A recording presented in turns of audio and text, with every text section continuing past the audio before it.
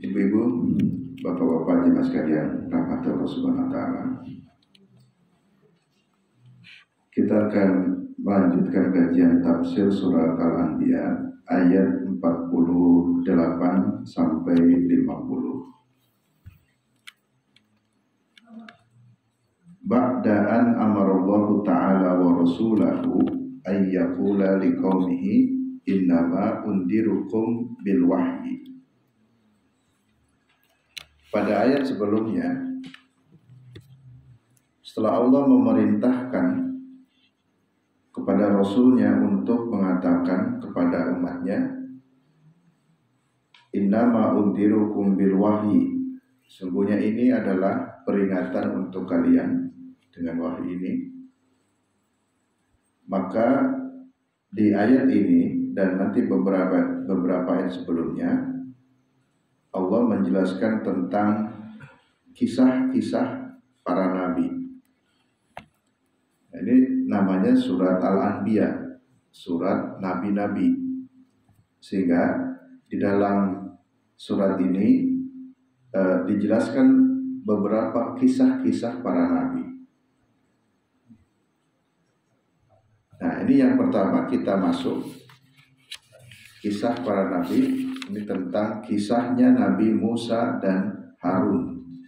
Ya, ada kaitan Musa dan Harun. Nanti ada kisah lagi Nabi Ibrahim, Nabi Lut, Nuh, Yunus, dan beberapa nabi-nabi yang lainnya. Kisah-kisah secara singkat semuanya termaktub dalam surat Al-Anbiya. Dan seperti yang sudah dijelaskan, nanti ada secara khusus Allah menyebut nama-nama surat langsung dengan nama-nama nabi. Ya, surat Ibrahim, surat Yusuf, surat Yunus. Ya, jadi secara khusus ada lagi. Tapi di sini surat Al-Anbiya secara umum Allah memberikan penjelasan tentang beberapa kisah para nabi secara singkat. Ya.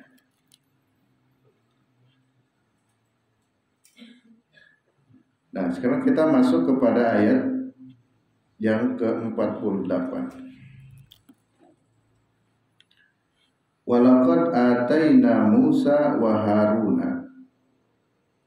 Kami telah memberi kepada Nabi Musa dan Nabi Harun Al-Furqan.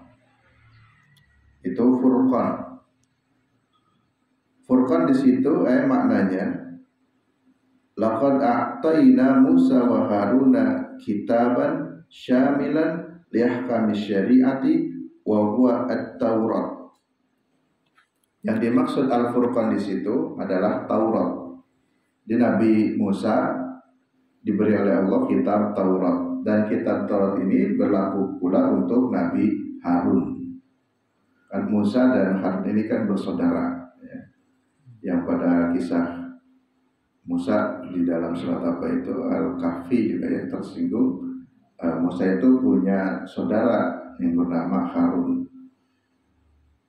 Kalau Harun ini verbalnya bagus, bicaranya bagus. Jadi kalau mau berdebat atau apa itu Nabi Harun cara lisannya bagus. Kalau Nabi Musa fisiknya yang kuat. Nah, jadi kedua nabi ini saudara saling melengkapi kelebihannya masing-masing. Dan kitab Taurat ini yang kita tahu kan, kalau berbicara kitab Taurat untuk Nabi Musa, lalu kitab Injil untuk Nabi Isa, kitab Zabur untuk Nabi Daud, dan kitab Al-Quran untuk Nabi Muhammad SAW. Tapi tentu masa pemberlakuannya saya kira sesuai dengan masanya saat itu. Nah, seperti di sini ternyata kitab Taurat untuk Nabi Musa bukan hanya untuk Musa, tapi juga Harun, Nabi Musa dan Nabi Harun mendapatkan kitab Taurat. Katsiran ma yaqranu Allah Ta'ala binal hadisi an Musa wa Muhammad alaihi salatu wassalam wa baina kitabaihima. Banyak beberapa dalil yang menjelaskan atau hadis yang menjelaskan tentang Nabi Musa dan Nabi Muhammad SAW, wa baina kitabaihima, dan di antara kedua kitabnya. Ada riwayat yang mengatakan bahwa Nabi dengan Ali itu saking dekatnya seperti Musa dan Harun gitu. Kan Nabi dengan Ali juga kan bersaudara. Musa dengan Harun juga bersaudara. Jadi perumpamaan Nabi dengan Ali seperti Musa dan Harun gitu. Sehingga yang dimaksud bahwa banyak dalil atau hadis yang menjelaskan tentang Musa dan Muhammad. Jadi ada beberapa kesamaan. Ali juga kan dikenal orang yang cerdas, sehingga disebutkan kalau Nabi sebagai gudangnya ilmu dan Ali sebagai kuncinya ilmu. Jadi untuk masuk ke gudang harus pakai kunci. Itu masuknya lewat Ali. Sama tadi Musa dan Harun. Harun memiliki kelebihan verbalnya, dialognya, bicaranya bagus, dan Harun memiliki sisi yang lain, kekuatannya dan yang lainnya.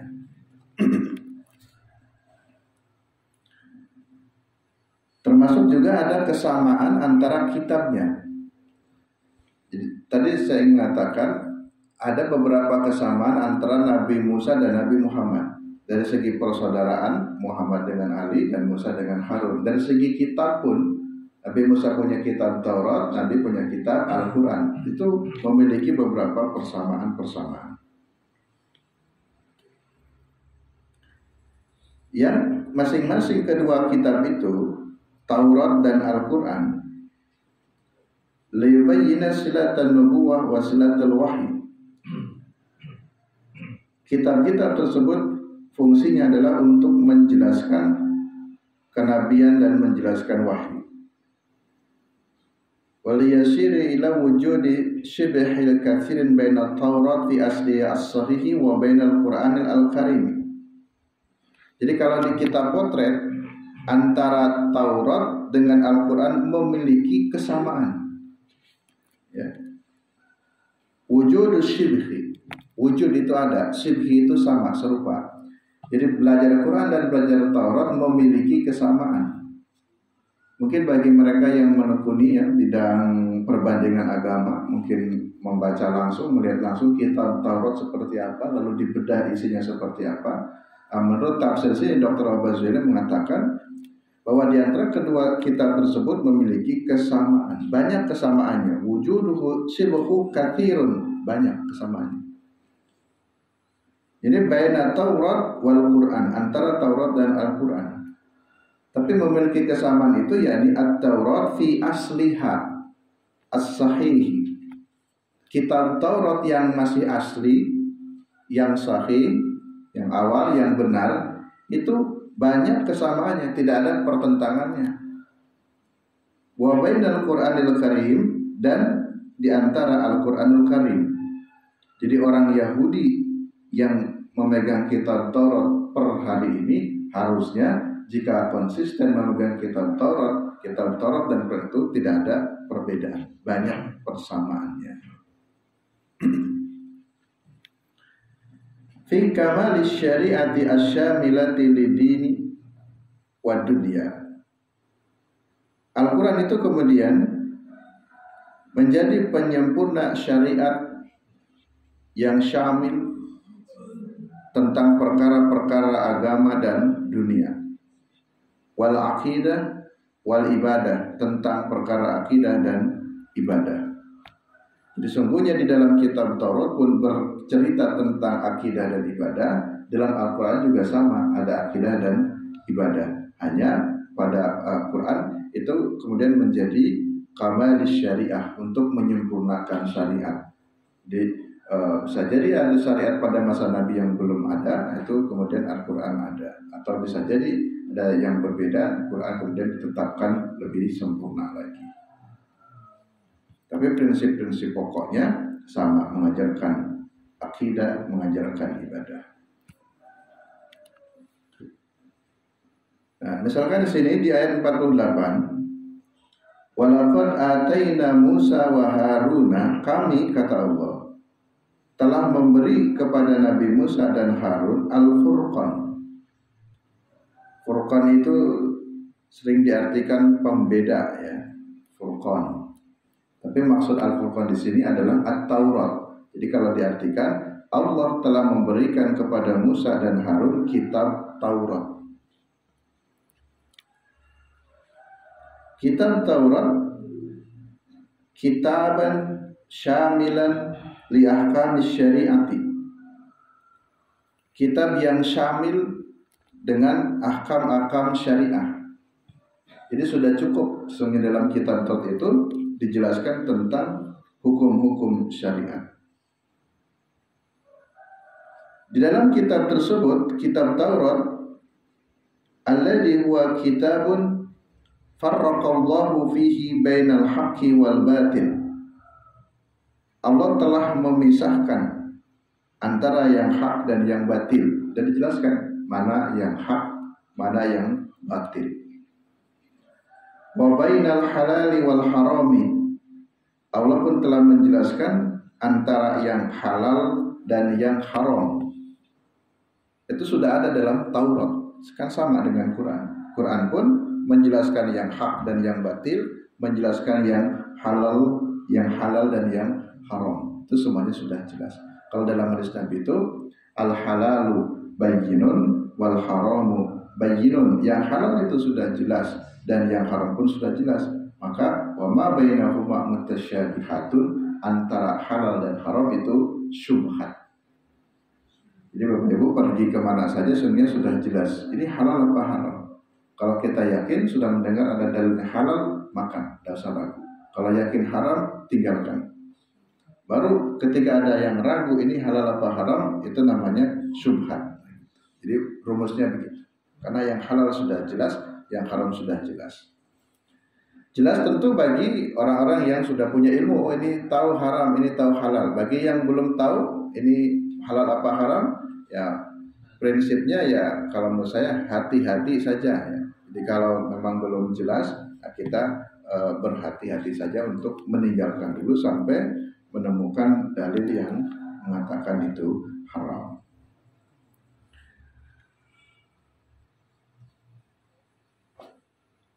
Al-Furqan atau At-Taurat itu memiliki dua fungsi.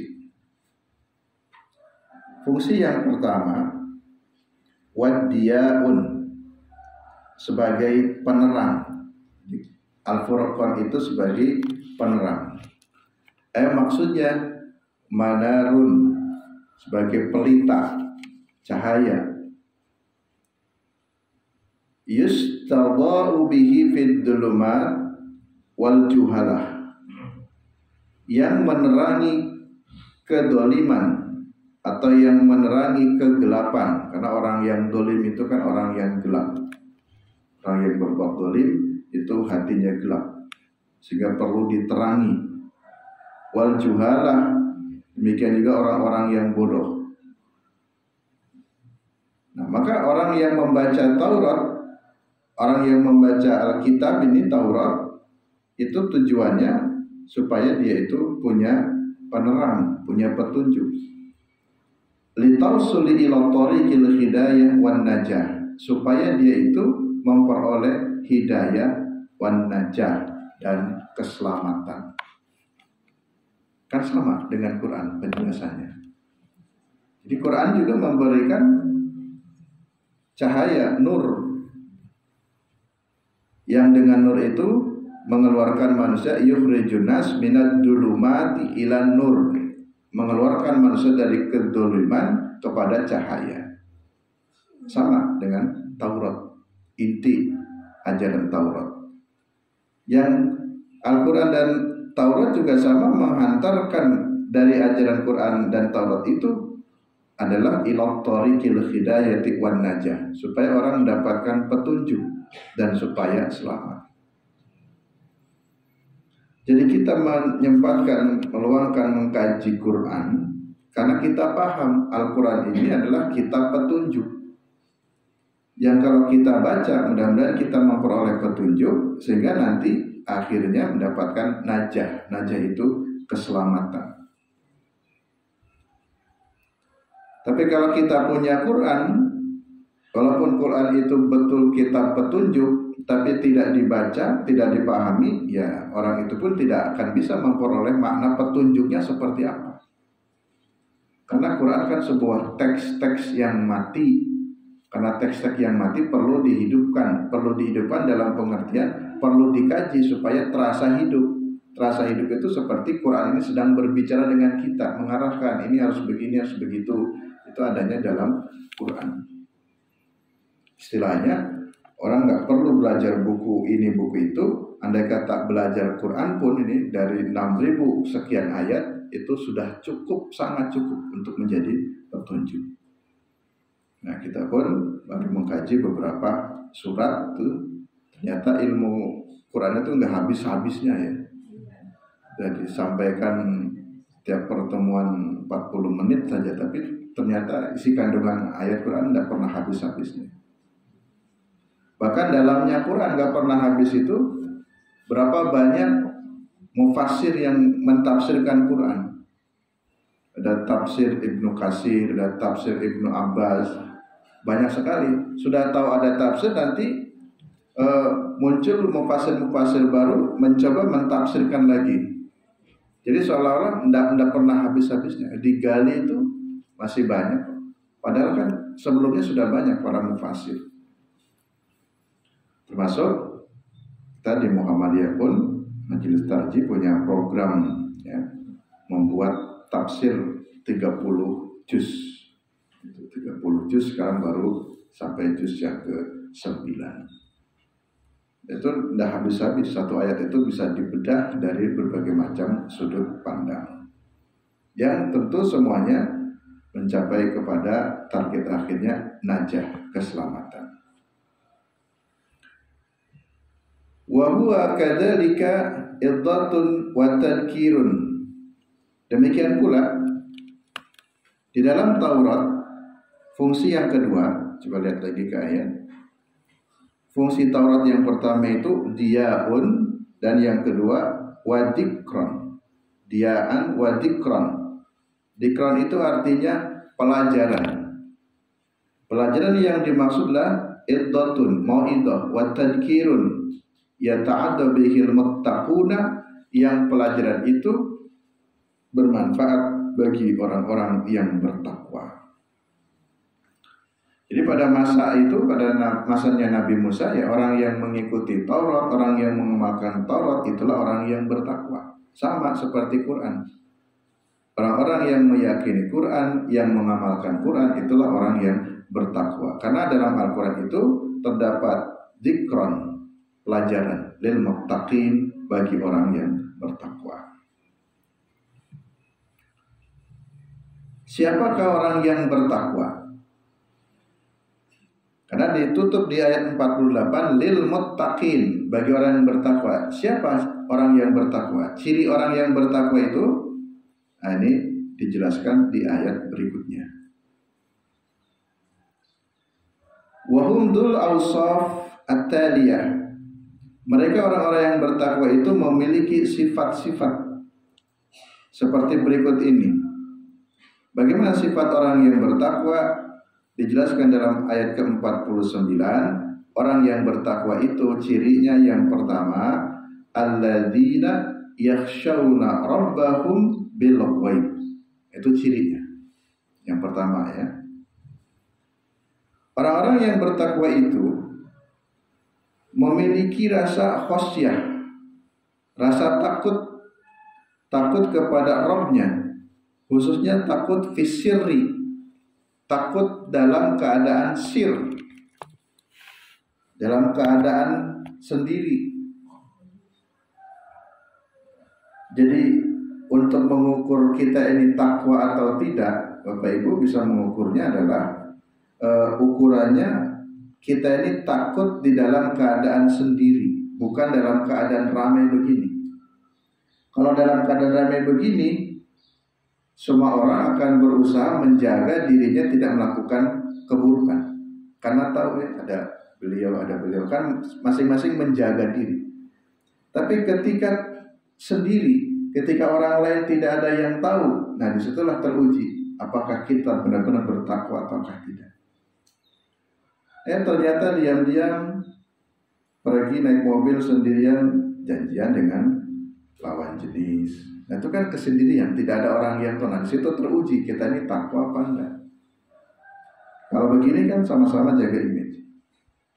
Ketika sendiri, tahu-tahu minum mabuk atau minuman keras, kan tidak ada yang tahu. Nah, di situ baru teruji.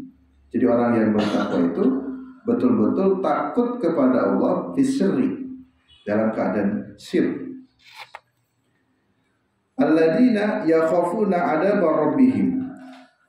Yakhshawna di sini maksudnya takut kepada apa? Takut kepada adab, kepada siksa Allah. Jadi kalau orang sudah takut kepada siksa Allah, maka dimanapun termasuk dalam keadaan sir akan selalu memperhatikan, karena tahu setiap pelanggaran itu ada konsekuensi siksa. Maka harus selalu ditumbuhkan yakhshawna rabbahum bil ghaib, dengan yang gaib. Tentu di sini maksudnya azab itu kan gaib, siksa itu kan gaib. Kita nggak tahu, tiba-tiba ujuk-ujuk ya, kematian datang kepada kita. Itu yang harus selalu diwaspadai. Biasanya Bapak Ibu penyakit yang sering kebanyakan menyerang kepada orang yang usianya tua atau sudah tua, itu penyakit yang ditakuti adalah stroke ya. Itu tiba-tiba.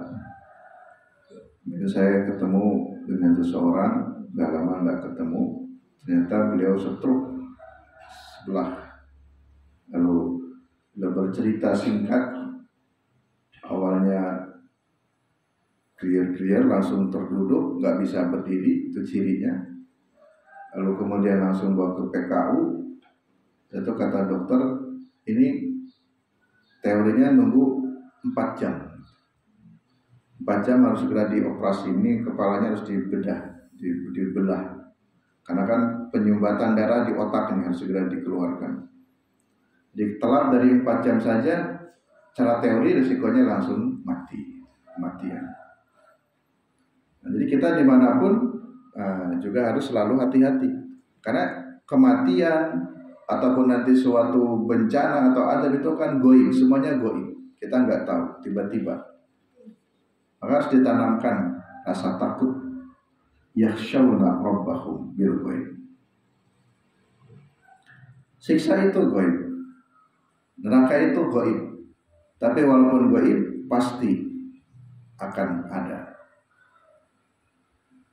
Fayattamiruna bi amrih wa yantahuna bi nahyihi fi halil khafi fil khafai wasirri wal khalawat haitsu la yatla'u 'alaihim ahadun minan nas. Orang-orang yang bertakwa itu selalu berusaha mengamalkan perintah-perintah Allah dan menjauhi larangan-larangan Allah fil halil khafai wasirri wal khalawat, khususnya di dalam kesendirian. Dalam kesendirian. Yani haitsu la yatla'u 'alaihi ahadun minan nas. Kesendirian itu atau khalwah, menyepi sendiri, di mana tidak ada satu orang pun minan nas dari manusia yang mengetahuinya. Itu menjadi penting. Contoh yang buruk tadi seperti itu, sekarang contoh yang baik umpamanya. Kalau Bapak Ibu ke masjid, karena di masjid itu banyak orang, umpamanya mau sholat subuh, ada sholat qobliyahnya, sholat qobliyah, paling tidak kan malu, masa yang lain qobliyah, saya enggak. Hanya kan qobliyah, karena itu dalam jahar umum bisa dilihat. Ya masih mending lah mau sholat sunnah, walaupun karena sebab banyak orang. Tapi ketika di rumah, ketika sendiri nggak pernah sholat sunnah. Berarti kualitas takwa kita itu kelihatannya itu di sirri itu. Kalau jahari itu ya umum, paling tidak kan saling melihat, wah masa yang lain pada sholat sunnah ya, saya juga sholat sunnah gitu. Tapi kalau sudah di rumah sirri, diuji, kita mau sholat sunnah nggak dalam kesendirian? Kita mau tetap sholat sunnah nggak ketika orang lain tidak ada yang melihat? Nah, Kalau kita tetap bisa melakukan itu fisiri, itulah orang yang bertakwa. Jadi ukuran kualitas takwa itu ukurannya adalah fisiri, ya, wal khafa wal khalawat, dalam kesendirian, baik kebaikan ataupun keburukan. Jadi ukurannya sendiri. Qala Ar-Razi, berkata Imam Ar-Razi, wa hadha huwa aqrabul ma'ani. Kata Imam Ar-Razi, inilah makna yang lebih dekat.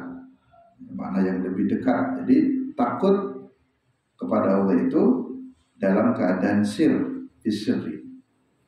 Sehingga kalau dalam khutbah Jumat, khatib kadang mengingatkan ittaqillah fis sirri wal alan.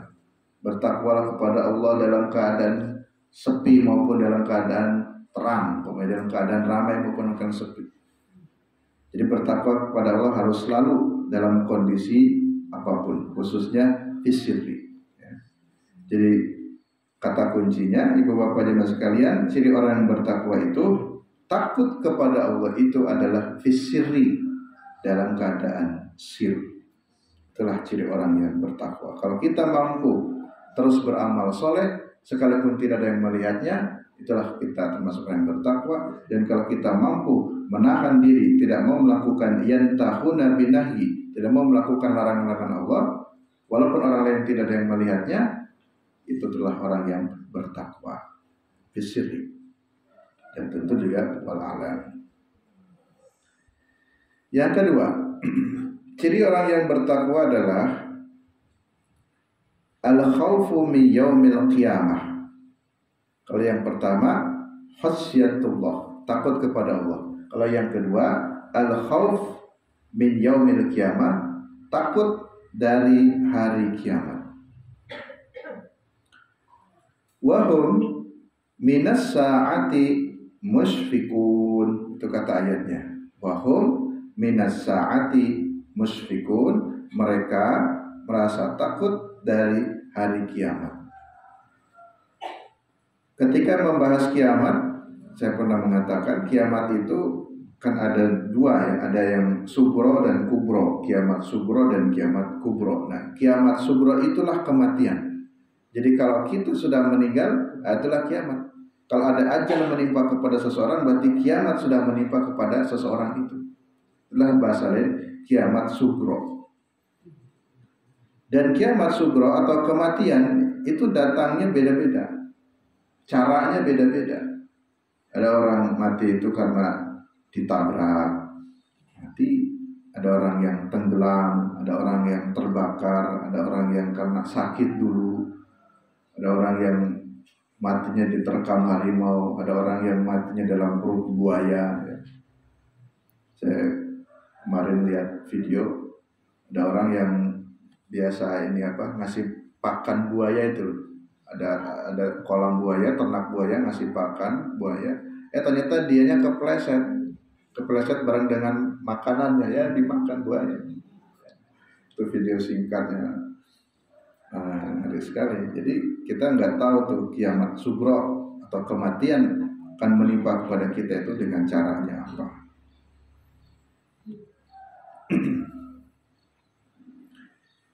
Wa hum minal qiyamati wa ahwaliha wa sa'iri ma yahdasu fiha.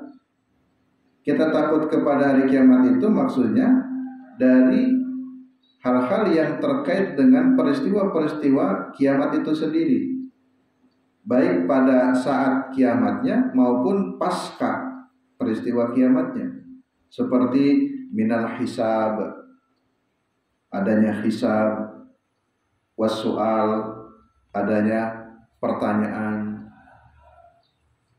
Sehingga dalam tuntunan kematian Rasulullah SAW ketika mau menguburkan jenazah, lalu Rasulullah berdiri memintakan ampun kepada bapak-bapak yang hadir, mohon untuk mintakan ampun kepada si fulan yang barusan dikubur ini, karena sebentar lagi dia akan ditanya. Kalau dalam fikihnya memang ada sebagian yang berpendapat kalau mendoakan itu bukan saat pelepasan. Doa yang dilakukan Nabi itu pas saat di kuburan. Jadi kalau dari masjid atau dari rumah itu tidak ada doa kalau asli fi'liyahnya Nabi. Jadi Nabi tidak membaca doa saat pelepasan, tapi yang Nabi membaca doa itu adalah saat dikubur itu. Jadi saat menguburkan, setelah dikuburkan lalu Nabi berdiri itu memberikan tausiah singkat, lalu kemudian Nabi memintakan ampunan dan doa untuk si almarhum ini. Lalu Nabi berdoa. Nah, terus bagaimana kalau kemudian kita membaca doa saat pelepasan? Karena kemarin saya ditanya seperti itu. Gimana Ustaz, kan di sini kebanyakannya saat melepaskan jenazah. Lalu jawaban saya punya pendapat, ya tidak apa-apa. Andai kata saat pelepasan, saat dilepas itu kemudian ada salah seorang membaca doa, ya tidak apa-apa. Karena prinsipnya ya doa kan bisa di banyak tempat, di banyak kesempatan. Tapi memang yang dilakukan oleh Nabi itu dikubur, sehingga nanti dikubur juga ya silakan doakan lagi. Lalu pertimbangan yang kedua, pendapat saya saat pelepasan dibacakan doa atau ada yang berdoa dulu, saya mengatakan boleh-boleh saja karena kebetulan pada saat pelepasan itu yang hadir lebih banyak. Tidak semua orang bisa sampai ke kuburan. Paling tidak kan yang hadir lebih banyak minimal ikut mengamininya. Dari sekian amin mudah-mudahan ada sekian doa yang terkabulkan. Karena nanti terkait dengan ibu-ibu saat pelepasan kan hadir ke rumah duka tuh. Tapi kan tidak semua perempuan bisa hadir ke pekuburan, sehingga paling tidak ya di situ ada kesempatan berdoa yang lebih banyak mengaminkan. Ya kalau saya punya pendapat tidak apa-apa, boleh. Tetapi mohon dicatat bahwa sesungguhnya yang dilakukan Rasulullah bukan di rumah dukanya, tapi di tempat kematiannya. Tapi dua-duanya boleh di sini berdoa, nanti dikubur juga berdoa lagi. Kemudian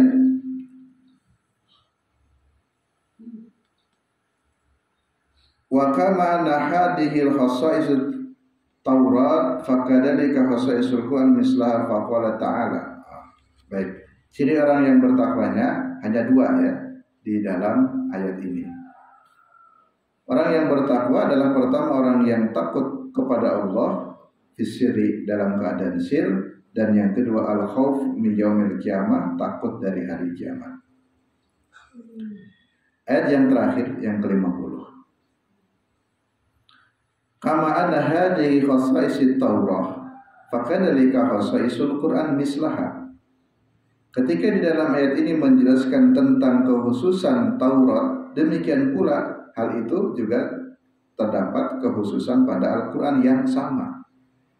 Faqala ta'ala, lalu Allah Ta'ala mengatakan, menjelaskan di ayat 50, wahada, dan adapun ini Al-Qur'an. Nah, di sini hadanya maksudnya Al-Qur'an. Tapi kalau di ayat 48 Al-Furqan itu maksudnya Taurat. Jadi kan sama. Di ayat 48 bercerita tentang Taurat, di ayat 50-nya bercerita tentang Al-Qur'an. Maka katakan wahada, dan adapun ini, maksudnya hadal Qur'anul Azim. Ini Al-Qur'anul Azim. Al-munazzalu alaika, yang diturunkan kepadamu Muhammad, itu sebagai zikrun mubarakun. Nah, situ Al-Quran itu sebagai zikrun, sebagai peringatan, pelajaran. Dalam Taurat pun tadi zikron sama di ayat 48-nya. Taurat itu sebagai zikron. Nah, Al-Quran juga sama, zikrun, sebagai pelajaran.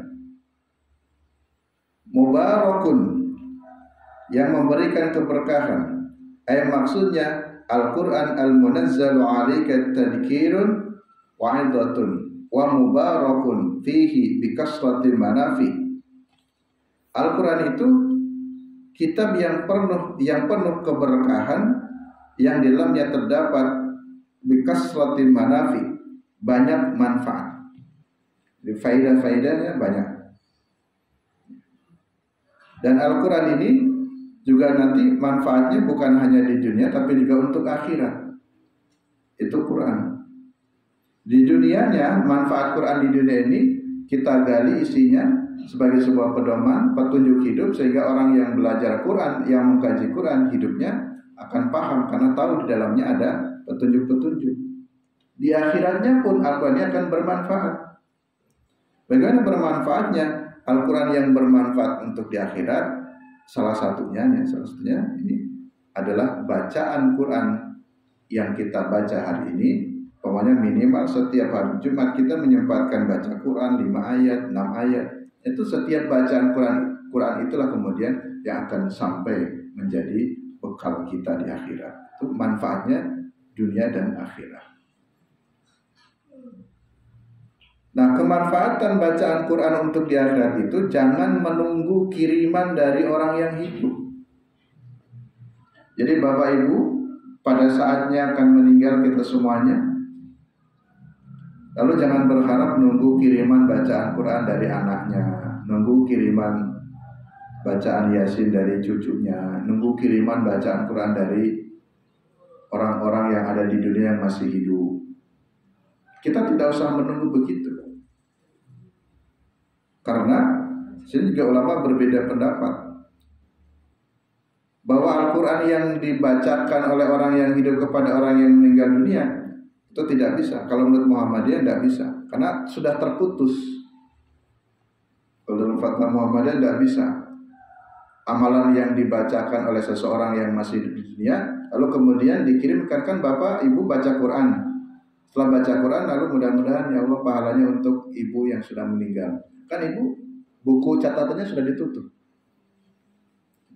Jadi oleh karena itu kemanfaatan Al-Quran untuk di akhirat ya hari ini, maka kita sempatkan baca Quran. Dan insya Allah beberapa hari lagi kita akan masuk Ramadan ya. Jadi kesempatan untuk meningkatkan percepatan, ya tidak salah juga mempercepat kemudian memperbanyak bacaan Quran di Ramadan, tidak salah, walaupun kok hanya Ramadan saja ya, alhamdulillah minimal ada momen yang memang baik, walaupun idealnya setiap bulan, setiap saat selain Ramadan. Afa antum lahu munkirun, apakah kalian terhadap Al-Quran akan mengingkarinya? Famislu hadil kitab ma'akaswatil manafi kaifa inkaruh. Bagaimana mungkin Al-Quran yang banyak manfaatnya, kenapa kalian masih mengingkarinya? Jadi kalau masih ada orang yang mengingkari Al-Quran, berarti dia orang yang tidak paham manfaat Al-Quran. Padahal dalam Al-Quran banyak sekali manfaatnya. Wa kaifa tankiruna. Jadi dipertanyakan, bagaimana mungkin kalian kok bisa mengingkari Al-Quran? Ya seperti orang yang anak yang durhaka kepada orang tua. Kalau ada anak yang durhaka kepada orang tua, berarti anak itu tidak paham makna orang tua, itu tidak paham. Orang tua yang sudah mengandung dengan susah payah, lalu merawatnya, membesarkannya, kok masih bisa durhaka, bisa-bisanya durhaka kepada orang tua. Kira-kira begitu. Al-Quran banyak manfaatnya, banyak faidah-faidahnya, kok masih ada orang yang masih mengingkari Al-Quran. Berarti orang itu tidak paham Al-Quran. Harusnya orang yang paham Quran tidak mungkin mengingkari Quran.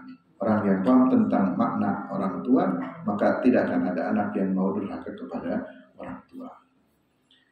Demikian Bapak-bapak, Ibu, cemaskan yang rahmat Allah Subhanahu wa taala. Cukup sampai ayat 50. Insyaallah kita lanjutkan pada kajian berikutnya. Kurang dan lebihnya mohon maaf. Billahi taufiq wal hidayah. Assalamualaikum warahmatullahi wabarakatuh. Waalaikumsalam.